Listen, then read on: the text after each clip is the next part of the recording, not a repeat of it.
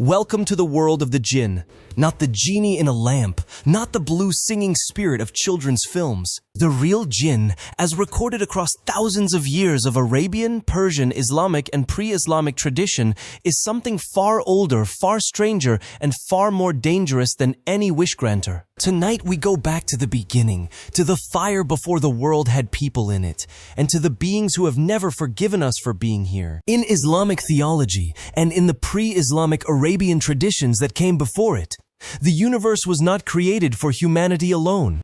According to these traditions, three distinct beings were shaped by God: angels made from light, humans made from clay, and the Jinn made from smokeless fire, not metaphorical fire, not symbolic fire.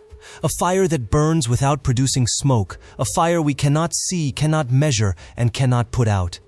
The Jinn existed on this earth long before the first human was formed. They built civilizations, they worshipped and warred among themselves. And then, according to the Quran Surah Al-Hijr, the first man was made, and every being in creation was commanded to bow before him. The angels obeyed. Iblis, the most powerful of the Jinn, refused. "You made him from clay," he said. "You made me from fire.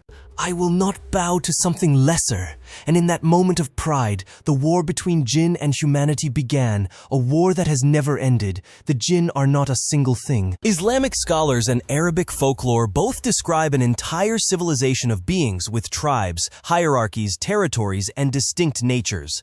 There are 7 major types. The Jinn, the weakest shapeshifters who live in remote deserts and are mostly indifferent to humans. The Jinn, the baseline class, capable of possession and illusion. The Shaitan, the adversarial ones dedicated to corrupting human minds. The Ifrit, fire-forged warriors among the most powerful and the most dangerous to ever make a deal with. The Marid ocean Jinn of immense age and power. The Sila, the shapeshifters who have no fixed form at all. And at the top of the hierarchy, the Ghoul, graveyard demons who consume the dead and the dying. The Ifrit is the type most commonly encountered in folklore and the type most commonly described in modern encounter reports. They are described as beings of pure ego and fire, who view contracts with humans the way a chess grandmaster views a game against a child. They will honor the letter of any agreement they make, every single word, and they will find the exact way in which the letter of that agreement destroys you. The Jinn do not live in lamps. They never did. That is a much later simplification, a way of making something genuinely uncontrollable seem manageable, bottled, safe. In reality, Jinn exist alongside us in a parallel dimension, what Arabic traditions call the Alam al-Ghaib, the world of the unseen. They occupy the same physical spaces we do. They walk through our homes, our markets, our cities. Some are curious, some are indifferent, and some are watching you specifically. Traditional Islamic and Arabian practice holds that Jinn are particularly active at transitional times and places: doorways, crossroads, midnight, the hour before dawn, ruins, abandoned buildings, bodies of water at night, places where the membrane between the seen and unseen world is thinnest. This is why traditional households across the Middle East and North Africa still recite the Bismillah, in the name of God, before entering a new room, before eating, before beginning any journey. Not as empty ritual, as a barrier. Let us talk about wishes, because the Jinn's relationship to human desire is the most misunderstood and most dangerous aspect of its nature. Yes, the most powerful Jinn can grant what appears to be a wish. But here's what the folklore has always been clear about, and what the sanitized Western versions always leave out. A Jinn does not want to give you what you want. It wants the transaction. It wants the moment you agreed to something you did not fully understand, because in that moment, you gave it something far more valuable than any wish. The folklore is full of examples. A man wishes for wealth. Every object he touches turns to gold, including his food, his water, his children. A woman wishes to live forever, and does, but cannot die as her body decays around her. A king wishes that his enemies would be defeated, and they are by an army he cannot stop, which then turns on him. The Jinn is not evil in the way a demon is evil. It is precise. It is a master of language and loophole who has been making deals with desperate humans for thousands of years. It has never lost.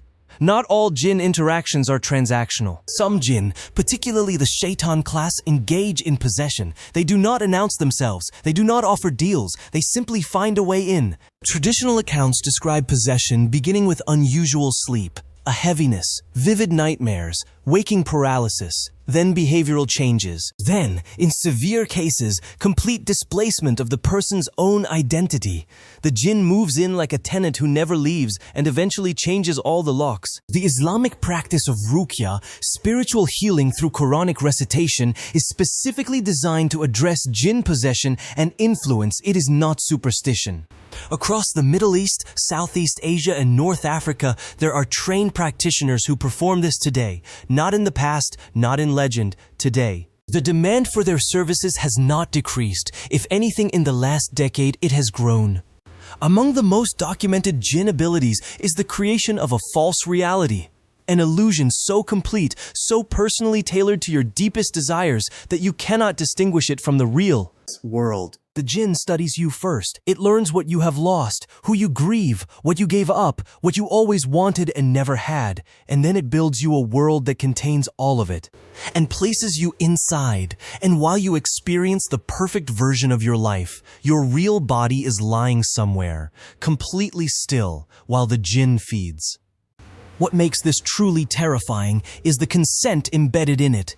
The person never asked for this, but they asked for something. They made a small bargain. They said yes to something, even something minor.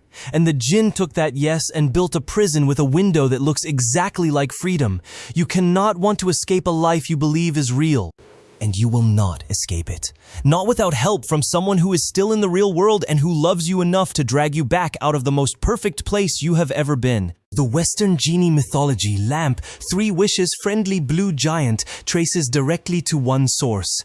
The European translation of 1001 Nights, particularly Antoine Galland's 1704. French edition, which significantly softened and romanticized what were in the original Arabic texts.